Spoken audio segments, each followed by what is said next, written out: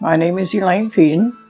I'm going to be 90 years old in February of next year. I'm a retired tavern owner for 35 years on Full Crowd near Frankfurt Avenue. And so I needed an outlet. So my outlet was William Penn. I'm a teetotaler and didn't appreciate being a tavern owner. But it was given to me as a gift from my mother and father, and I was more or less stuck with it. Being a member of the Tavern Owners Association, every time there was a tax put on, it was always given to the tavern owners. So we went up to City Hall to fight this unconstitutional law. And someone said to me, "Elaine, have you ever been up to the tower?" I said, "Not really." At that time, I knew very little about William Penn, even though my son went to Friends Select. So we visited the tower, and I walked in there, and something mystical happened. Here, this was this great big room, a panorama view of the skyline of the city, and nothing on the walls. So that fast, it dawned on me, why don't they do something about the life and times about William Penn? Because there was about 35 seats there, and people are sitting there bored to death because the elevator only holds 6 to 8 people. And so you may sit up in that tower an hour before you get up to see the statue. So I said this would be a golden opportunity for the people to read something about the life of William Penn. So I was told to submit a proposal to the Art Commission. The Art Commission approved it. I said we're going to do high school children of the best of the best. And it evolved into all these schools getting involved, because as soon as you mention City Hall, it's magical. People like to have their work hanging in City Hall, whether it be the tower or one of the offices. Yes, I took some of the kids to England with me. I made 3 trips to England researching William Penn in Philadelphia, joined all the historical societies that it needed to. This is a 30-year thing now. I started it in 1970, and by 72, I had all the paintings and whatnot that I needed. My son was 16 at the time. He's a builder at the time. He made all the frames for the paintings, and as I said, it was up there for 10 years. And the new mayor, wanted to put the Philly Fanatic up there, so they threw my stuff in the closet, and some of the pieces were stolen.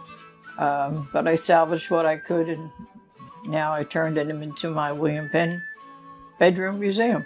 When I was researching William Penn in England at the time, I visited his grave. He's buried about 30 miles outside of London, and he's buried at Jordan's Meeting House. So I felt patriotic, and I put a bouquet of flowers on his grave and an American flag. And out of nowhere, this Quaker comes at me, the caretaker, with a shovel. And he said, "You can't put the flag on the grave." I says, "Well, how about the Union Jack?" He says, "No." At the time, I did not know that Quakers do not pledge allegiance to the flag. He got the shovel, and he got me some sod from William Penn's grave, and I took it home and took it up to the tower, and the guides were real excited with it, and they used to water it every day, because people thought that William Penn, because he was the founder of Pennsylvania, is buried here, but he's not. The caretaker said to me, "If and ever you make them honorary citizens of the United States," he said, "we'll bring it up in yearly meeting." So coming home on a plane, I said to my husband, "What's U.S. honorary citizens all about?" He said, "I don't know." So I called up my congressman, who was Borsky at the time. "What's U.S. honorary citizens all about?" And he says, "Well, I'm a freshman myself." But he says, "I'll tell you, it's extremely difficult, because in our 300-year history, we have only had 2. The first one was Winston Churchill. He was easy to do, and his wife was an American. The second one was Raoul Wallenberg. He was the Swede that falsified passports during the Holocaust. That goes to show you that in 300-year history that I had a big battle on my hands, because I'm not a politician. I'm just a tavern owner, per se, with a high school education. No fancy titles after my name. So what was the process like to to go through this? To get the honorary citizenship? Well, you needed 218 congressmen, and it'd be good to get your delegation here from Pennsylvania. as a start. Sat in the courtyard collecting signatures. Worked for Arlen and Joe Inspector, because Arlen was my sponsor on the Senate side. So in the House, you needed 218 congressmen, and on the Senate side, you needed 50 of 100. And you only have 2 years to do this. The sessions are only 2 years. The third time around, I was introduced into both houses. Passed the Senate, and passed the House, and then the President of the United States has to sign it into law, just like any other law. So President Reagan signed it into law in 1984. So after the Penns became the third, and I set a precedent in Congress because this was the first joint resolution. He's number 3 and she's number 4. I approximate, back in those days there was no internet, it was long distance phone calls. I don't drive, hiring people, networking, just constantly. I approximate I spend $1,000 a year. And it took 10 years, so that's $10,000.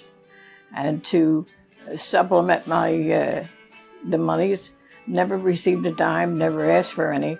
I worked at the Betsy Ross House for 10 years till I was 82. After that, when I'm done with the project, I move on to the next. So Herb Oliveri, the owner of Pat Steaks, he was a friend of mine, and he said, Elaine, I'm going to put you in the Reading Terminal. We're going to sell Billy Buttons. I'm tired of the city leaving that scaffolding up there. So with private funds, so I was on the committee to restore the statue on top of City Hall. I wanted to make them honorary citizens of the 4 colonies. At the age of 38, William Penn was the largest commoner in the world with all these grants. Just Pennsylvania alone, 28 million acres. Delaware he gave to the people. I made them honorary citizens of Delaware. I made them honorary citizens of Maryland because he had charters. Him and Lord Baltimore had similar charters. And Pennsylvania, made them honorary citizens of Pennsylvania.